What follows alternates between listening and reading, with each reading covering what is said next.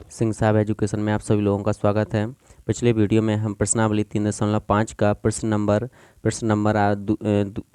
जो आपका प्रश्न नंबर चौथा था उसका दूसरा सवाल हल कर चुके थे। प्रश्न नंबर चौथा का जो दूसरा सवाल था उसको हल कर चुके थे। इसमें प्रश्न नंबर तीसरा को हल करेंगे। तो प्रश्न नंबर जो आपका चौथा था, निम्न समस्याओं में रैखिक समीकरणों के योग बनाइए और उनके हल किसी भी विधि से, बीजगणितीय विधि से हमें हल करने थे। तो यहाँ पर हमने उसके यानी कि चौथे का पहला और दूसरा सवाल हल कर चुके हैं। अब हम क्या करेंगे, तीसरा सवाल हल करते हैं। तीसरा सवाल हमारे लिए क्या दिया गया है, एस ने एक टेस्ट में 40 अंक अर्जित किए। मतलब टेस्ट हुआ एक, तो उसमें कितने अंक अर्जित किए, 40 अंक। जब उसे प्रत्येक सही उत्तर पर 3 अंक मिले, मतलब अगर उसने एक प्रश्न का आंसर सही लिखा तो उसको कितने अंक प्राप्त हुए, 3 अंक मिले, तथा अशुद्ध उत्तर पर 1 अंक की कटौती की गई। यदि उसने, यहाँ पर देखिए इसको समझना बहुत ज़रूरी है कि आपको यानी कि माइनस मार्किंग वाला यानी कि कॉन्सेप्ट हो जाता है यहाँ पर, कि यदि उसने 1 अंक, यदि एक प्रश्न सही किया, इधर देखिए एक प्रश्न क्या किया, एक प्रश्न यदि उसने सही किया तो कितने अंक मिल गए, 3। और यदि एक प्रश्न सही कर दिया तब तो 3 अंक मिल गए, और एक प्रश्न गलत कर दिया तो उसका कितना अंक कट गया, 1। तो 3 में से ही जो आपने अर्जित किए हैं सही पर उसमें से ही कट जाएगा। तो अब कितने बचे आपके पास में, 2 अंक बचे हुए। आपने एक प्रश्न सही किया, उसके 3 अंक मिले, लेकिन गलत कर दिया तो उसके 1 अंक क्या हो गया, कट गया। तो यहाँ पर जो आपको अंक मिले हैं उसी में से ये गलत जो काटे, जो यानी कि गलत किया है उसके अंक कट जाएंगे। तो कितने अंक कट रहे हैं, 1। तो यहाँ पर कितने बचेंगे आपके पास में, 2। तो ये कहलाती है कि वहाँ पर 3 अंक, अगर सही उत्तर के लिए कितने अंक मिल रहे हैं, 3 अंक, तथा अशुद्ध उत्तर पर कितने, 1 अंक की कटौती की गई। और दूसरी कंडीशन, दूसरी शर्त क्या दी गई है, यदि उसे सही उत्तर पर 4 अंक मिलते। अब यदि उसने एक सही उत्तर किया तो 4 अंक मिलते, तथा अशुद्ध उत्तर पर 2 अंक कट जाते। मतलब अगर सही करता तो 4 अंक मिल जाते, और अगर एक गलत कर देता तो कितना कट जाता, 4 में से 2 ही कट जाता, 2 बचता। तो ऐसे 50 अंक अर्जित करता। टेस्ट में कितने प्रश्न थे, हमें यहाँ पर टेस्ट में कितने प्रश्न थे उनको यानी कि देखना है। तो यहाँ पर हम चलिए हल करते हैं। टेस्ट में कितने प्रश्न थे उनने उनकी संख्या निकालनी है। तो हम यहाँ पर लिखेंगे, हमें नहीं पता तो हमने लिखा। अब यहाँ पर देखिए दोनों यानी कि अगर सही और अशुद्ध दोनों ही उत्तर हैं तो यहाँ पर सही अंक भी, मतलब यानी कि प्रश्न, कुछ प्रश्न गलत दिए होंगे और कुछ प्रश्न क्या दिए होंगे, सही दिए होंगे। तो चलिए हम यहाँ पर लिखते हैं, माना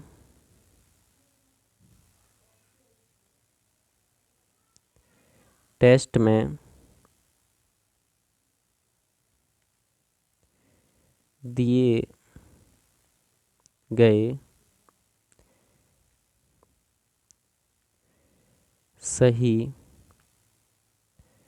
प्रश्न बराबर x। मतलब हमने मान लिया कि माना टेस्ट में दिए गए जो सही प्रश्न हैं वो कितने हैं, x हैं।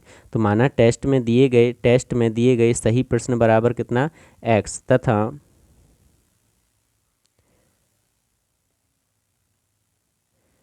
टेस्ट में दिए गए गलत प्रश्न बराबर कितना, y। टेस्ट में दिए गए जो गलत प्रश्न हैं वो कितने मान लिए हमने, y मान लिए। हमने पहले माना कि माना टेस्ट में दिए गए दिए गए सही प्रश्न कितने, x, तथा टेस्ट में दिए गए गलत प्रश्न कितने हो गए, y। तो हम यहाँ पर प्रश्नानुसार, प्रथम शर्तानुसार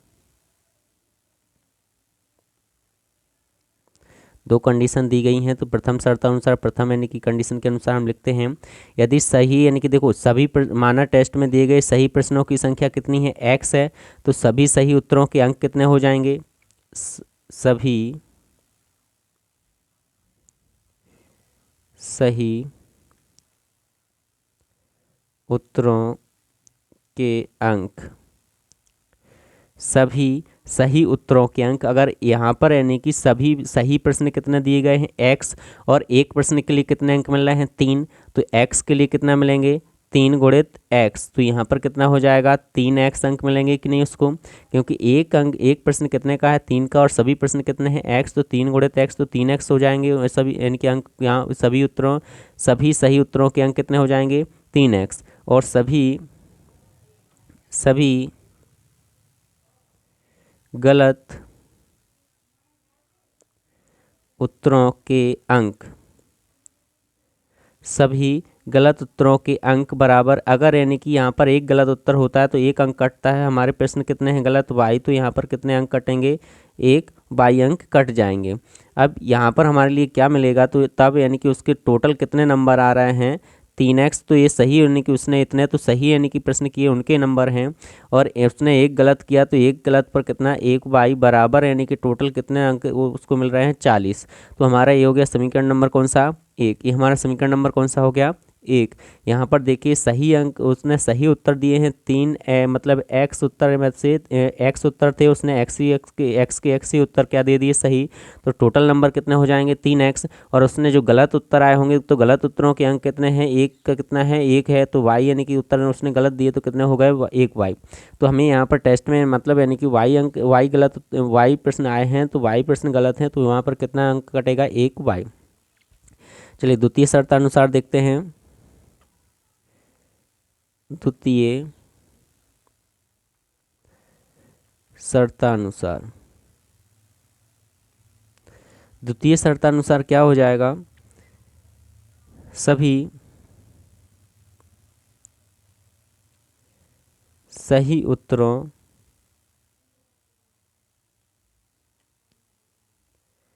के अंक बराबर, अगर उसको वो बोल रहा है यहाँ पर देखिए वो बोल रहा है कि सही उत्तर पर 4 अंक मिलते और अशुद्ध उत्तर पर कितने, 2 अंक कट जाते।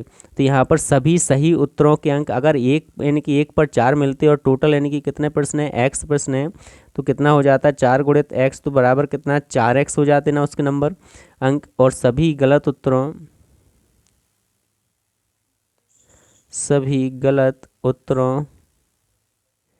के अंक, सभी गलत उत्तरों के अंक अगर यानी कि वहाँ पर 4 उसको शुद्ध अंक यानी कि मतलब शुद्ध सही उत्तर पर मिल रहे हैं और 2 अंक क्या है गलत उत्तर पर कट रहे हैं, तो एक अंक का y, ये यहाँ पर प्रश्न कितने हैं y, और एक अंक का कितना कट रहा है 2, तो y अंकों का कितना कट जाएगा, 2y कट जाएंगे कि नहीं, यहाँ पर कितने कट जाएंगे 2y। अब यहाँ पर यानी कि ये तब क्या हो जाएगा, 4x में से जो सही उत्तर किए हैं उसमें से 2y गलत उत्तरों के अंक कट जाएंगे, 4x में से y कटेगा और ये कट कर कितना मिलता है उसको 50 अंक मिलेंगे। 50 कितने मिलेंगे, 50 अंक मिलते हैं, ये हमारे लिए प्रश्न में बोला गया है। अब समीकरण 1 और 2 में यानी कि क्या करेंगे हम, विलोपन विधि से हल कर देंगे। तो यहाँ पर देखिए समीकरण 1 और 2 ये है हमारे समीकरण, ये 1 है और ये 2 है। इसमें देखिए ना y के गुणांक 1 से है ना ही x के गुणांक 1 से, तो हमें एक किसी गुणांक के 1 से करना पड़ेगा। तो यहाँ पर 1 है और यहाँ पर 2 है, तो हम क्या करते हैं समीकरण 1 में, समीकरण जो 1 है समीकरण 1 में 2 से गुणा करके और समीकरण 1 और 2 को हल करते हैं विलोपन विधि से। चलिए लिखते हैं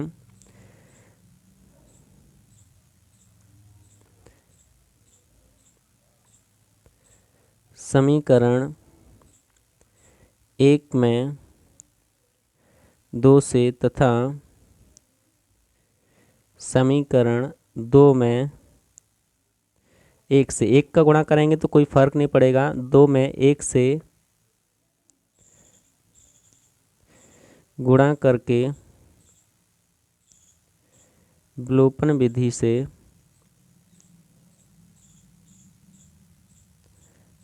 से हल करने पर, विलोपन विधि से हल करने पर। तो चलिए हमारा जो पहला यानी कि जो पहला समीकरण है 3x माइनस के 1y बराबर कितना दिया है 40, 3x माइनस के 1y बराबर कितना दिया है 40, तो हमें पहले समीकरण में 2 से गुणा करना है।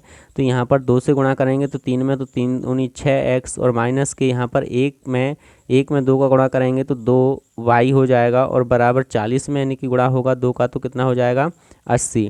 अब दूसरा जो हमारा समीकरण है समीकरण 2, इसमें तो 1 से ही गुणा करना है तो कोई फर्क नहीं पड़ेगा, 4x का 4x ही रहेगा, 2y का 2y और 50 का 50। यहाँ पर देखिए हमारे दोनों यानी कि यहाँ पर क्योंकि प्लस माइनस ही माइनस के हैं तो हम चिन्ह पलटते हैं, तो यहाँ पर ये माइनस, ये 4 पहले प्लस का था अब किसका हो गया है माइनस का, ये भी माइनस का था अब किसका हो गया प्लस का, और ये प्लस का था अब किसका हो गया माइनस का। तो 2y से 2y क्या हो जाएगा कैंसिल हो जाएगा, 6 में से 4 जाएगा कितना बचेगा 2x, और यहाँ पर बराबर 80 में से 50 जाएगा तो कितना बचेगा 30, 80 में से 50 जाएगा तो कितना बचेगा 30। अब x बराबर यहाँ पर 2 गुणा में है, बराबर के उस साइड जाएगा कहाँ पहुँच जाएगा बटे में, तो यहाँ पर कितनी बार कट जाएगा 15 बार, कितनी बार में कट जाएगा 15 बार। चलिए इसको आगे हल करते हैं। तो x का मान हमारा जो है कितना आ गया, x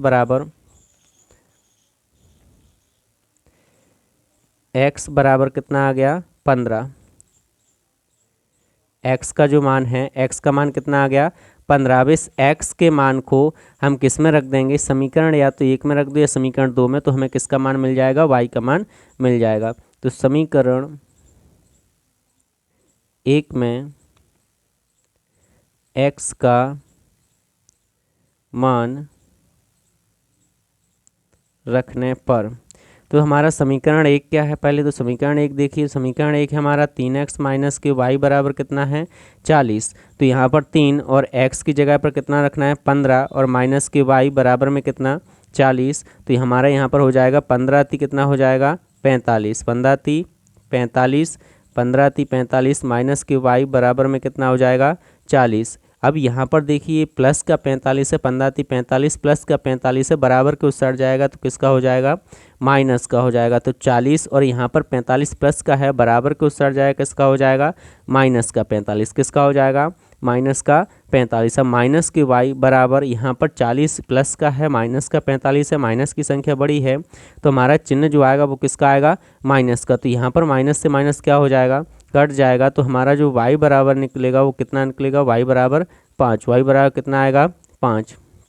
अब चलिए यहाँ पर x और y के मान आ गए हैं तो हम यहाँ पर लिख देते हैं x और y के मान जो आए हुए हैं, सभी प्रश्नों की सभी सही प्रश्नों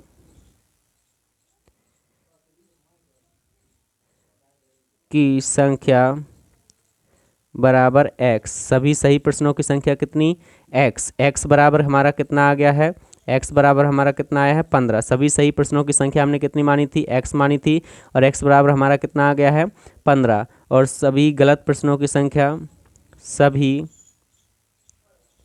गलत प्रश्नों की संख्या, सभी गलत प्रश्नों की संख्या हमने कितनी मानी थी, y मानी थी, और y बराबर कितना आ गया है 5, y बराबर कितना आ गया है 5। तो कुल प्रश्नों की संख्या, कुल प्रश्नों की संख्या, कुल प्रश्नों की संख्या बराबर से क्या हो जाएगी, सही प्रश्न, क्या हो जाएगी आपकी सही प्रश्न, सही प्रश्न प्लस के कौन से गलत प्रश्न, सही प्रश्न प्लस कौन से गलत प्रश्न। तो सही प्रश्न और यहाँ पर कौन से गलत प्रश्न, तो सही प्रश्न कितने हैं 15 और गलत प्रश्न कितने हैं 5। तो यहाँ पर टोटल प्रश्नों की संख्या कितनी हो गई 20। और हमें यही निकालना था कि कुल कितने प्रश्न थे। तो हमारे यहाँ पर जो हमारे जो टेस्ट था उसमें यानी कि कुल प्रश्न कितने थे 20 थे। यहाँ पर आपको हमने बहुत अच्छे से ये वीडियो बताया है। आशा करता हूँ कि आपको बहुत अच्छे से समझ में आएगा। और यदि आपको यानी कि अच्छा लगे तो कमेंट कीजिए, लाइक कीजिएगा, शेयर कीजिएगा। Thank you.